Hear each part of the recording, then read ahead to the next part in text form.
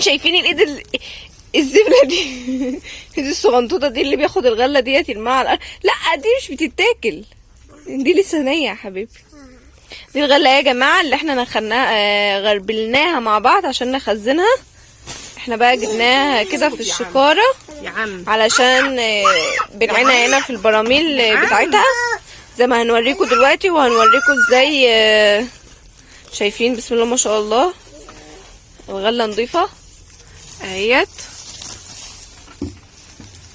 الاضاءه بس هنا اللي وحشه في المكان اللي احنا بنعين فيه يعني الغله ديت، فاعذروني بقى على الاضاءه. بس انتوا شايفين بسم الله ما شاء الله الغله ذهبي وجميل ونضيفه وكل حاجه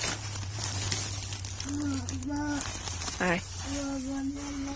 احنا مغربلينها ومنقيينها على الخزين على طول، يعني نخزن ونبقى نطلع بس ننسف كده وتطحن ونوديها المكنه تطحن زي ما كنت فاكرين لما كنت عملتها معاكم قبل كده، اللي احنا جبناها ومجرد نسفناها كده وطحناها دقيق وخزناها دقيق. احنا بقى دي من اولها خالص، يعني اول ما بالغله احنا في اليومين دول في موسم الغله، يعني الغله بتتخزن بقى، الناس اللي بيخزنوا غله والكلام من ده اهيت. هنبدا بقى دلوقتي ناخدها ونفضيها في البرميل بتاعها. تعالوا كده مع بعض بقى نفضيها اهو. شايفين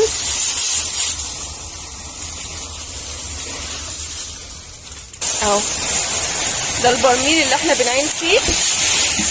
بنفضيها بقى دلوقتي كده من الشكاره، هي نظيفه جدا. هو التراب بيعمل في الكاميرا البرميل نظيف زي ما انتوا شايفينه كده، احنا غاسلينه ومنضفينه. يا واحده بس اهو. فضينا بقى الشكاره ديت الاولانيه. شايفين البرميل نضيف، اهم حاجه يكون برميلك نضيف، او الحاجه اللي هتخزني فيها عموما يعني تكون نضيفه.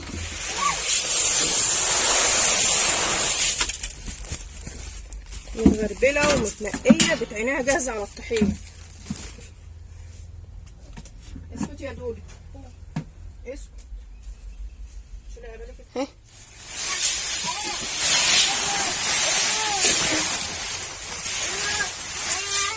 عايزه ايه دود؟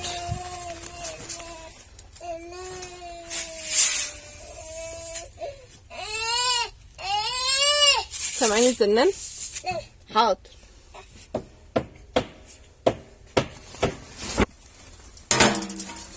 اهو يا جماعه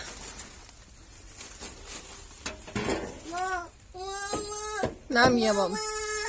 دي الغله اللي هتخزنيها، بتختاروا المكان اللي هتخزني فيه. اول حاجه ما يبقاش فيه شمس، يبقى فيه تهويه كويسه، يبقى في الظل على طول.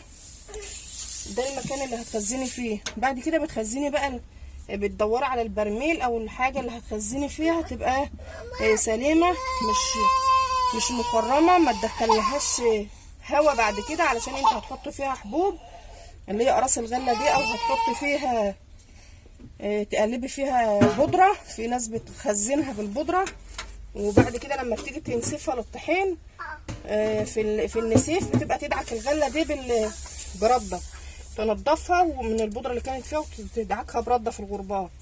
الطريقه التانية لو حابه تخزنيها باقراص من اللي هي اقراص الغله دي، بتجيبيها وبتغلفيها في حته قماشه، وبعد كده بتحطها في واحده في ارضيه البرميل.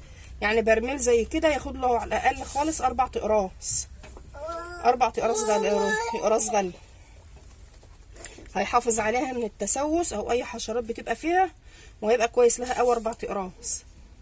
بعد كده بتغطيها بقى، بتكتمي عنها الهواء خالص وبتغطيها، تفضل عندك بقى من السنه للسنه، ما بيجيش فيها سوسه ولا بيجي فيها حاجه، تفتحها عليها كانك لسه شارياها ومخزناها.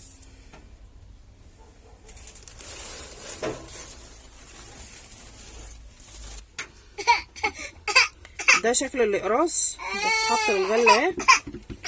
الاقراص دي بتيجي من عند اي حد بتاع مبيدات، وبتحطيها في قماشه بتكون خفيفه وبتربطيها بقى. هي ما بتبقاش ملامسه للغله، بس بيطلع لها ريحه لان هي ريحتها نفاذه جدا، وبتبقى بعيد عن اي حد بقى.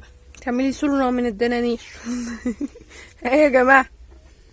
لو عندكم حد طبعا زي الاستاذ ادهم بتاعنا ده كده، بتحافظي عشان الريحه وعشان ما يمسكهاش، عشان هو ما بيسيبلناش حاجه الا لما بيمسكها. اظن الاطفال كلها كده اهي. وانت بتبقى محافظه عليها، محافظه برضو.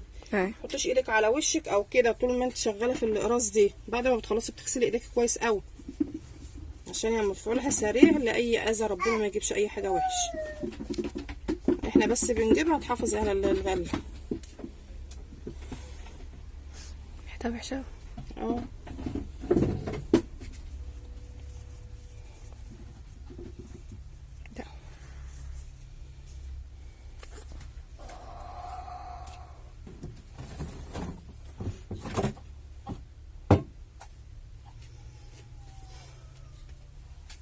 دلوقتي بقى يا جماعه هنعمل دلوقتي لسه في احنا قلب الغل. حطينا الاقراص في الغله دي من الاول، فده نسينا نحط فيه، فانا هحاول انزلها بقى فيه من تحت بعصايه كده اهو. هتاخد الحبايه وهتنزل في البرميل من تحت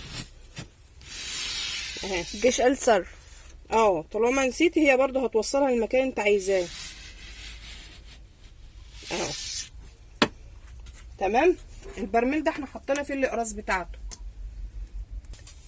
ايه رايكم بقى يا جماعه؟ ده كان خزين، دي الطريقه اللي احنا بنخزن بقى الغله كل سنه. يا رب تكون عجبتكم وان شاء الله. البرميل ده محطوط له 4 حبايات، 4 حبايات يدوب يقصروا فيه. ده برميل كبير يا جماعه. ده برميل كبير. وروهم شكل البرميل من بره اهو يا جماعه. دي براميل كبيره محطوط 4 حبايات، يعتبر في كل منطقه من اللي تحت دي حبايه.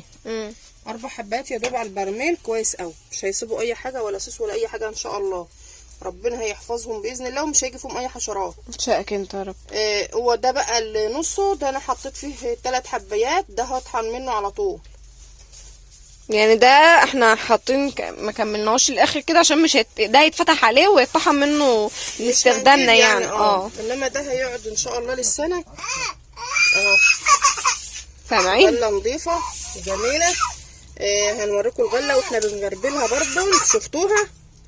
شفتوا الغله واحنا بنغربلها واحنا جايبينها وطريقه الغله اللي تجيبيها تكون كويسه، ازاي تشتريها وتبقى عارفه ان النوع بتاعها ده كويس والدقيق بتاعها كويس وعرق حلو. بس كده يا جماعه، ده الفيديو بتاعنا. يا رب الفيديو يكون عجبكم، ولو عجبكم ما تنسوش الاشتراك في القناه وتفعيل الجرس علشان يوصل لكم كل جديد بنعمله. يا احلى اجمل اخوات في الدنيا، والسلام عليكم ورحمه الله وبركاته.